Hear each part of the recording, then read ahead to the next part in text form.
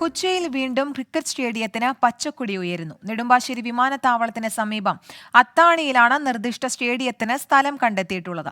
ഇന്ത്യയിലെ ആദ്യത്തെ carbon neutral sports city എന്ന പ്രത്യേകതയും പദ്ധതിക്കുണ്ട്. എനിക്ക് പിന്നിൽ കാണുന്ന ഈ തരിശ് ഭൂമിയിലാണ് ഇന്ത്യയിലെ ആദ്യത്തെ കാർബൺ ന്യൂട്രൽ സ്പോർട്സ് സിറ്റി ഒരുങ്ങുന്നത്.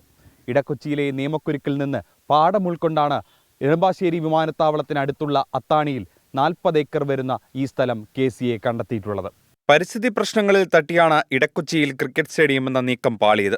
ഇത്തവണ ആ പ്രശ്നമില്ല.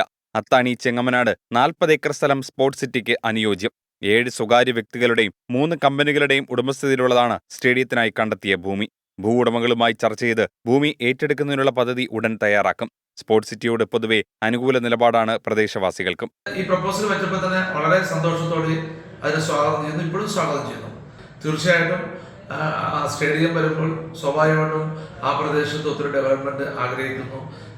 പ്രത്യേകിച്ചും എനിക്ക് തോന്നുന്നത് ഈ സ്റ്റേഡിയം തന്നെ അവർ പ്രപ്പോസ് ചെയ്യാൻ കാരണം ഇന്റർനാഷണൽ സ്റ്റേഡിയം, നാഷണൽ ഹൈവേ ഒക്കെ വന്നതുകൊണ്ടാണ് BCCAയും KCAയും ഇവിടെ ഈ സ്റ്റേഡിയം പ്രപ്പോസ് ചെയ്യാനുള്ള കാര്യം തന്നെ. 750 കോടിയാണ് പദ്ധതിക്ക് ചെലവാകുമെന്ന് പ്രതീക്ഷിക്കുന്ന തുക. അടുത്ത വർഷം അവസാനത്തോടെ നിർമ്മാണം പൂർത്തിയാക്കാനാണ് KCAയുടെ ആലോചന. സ്റ്റേഡിയത്തിന് BCCAയുടെയും അംഗീകാരം ലഭിച്ചതായി KCA പ്രസിഡന്റ് അറിയിച്ചു. നിലവിൽ സ്പോർട്സ് സിറ്റിക്കായുള്ള പദ്ധതി രേഖ മാത്രമാണ് സർക്കാരിന് സമർപ്പിച്ചിട്ടുള്ളത്. ഇനി പരിസ്ഥിതിക്ക് അനുയോജ്യമാണോ എന്ന് പഠനം നടത്തണം, സ്ഥലം ഏറ്റെടുക്കണം. അങ്ങനെ കടമ്പകൾ ഏറെയാണ്. പദ്ധതി യാഥാർത്ഥ്യമായാൽ കേരളത്തിന്റെ കായിക ഭൂപടത്തിൽ കൊച്ചിക്കുള്ള സ്ഥാനം ഇരട്ടിയാകും.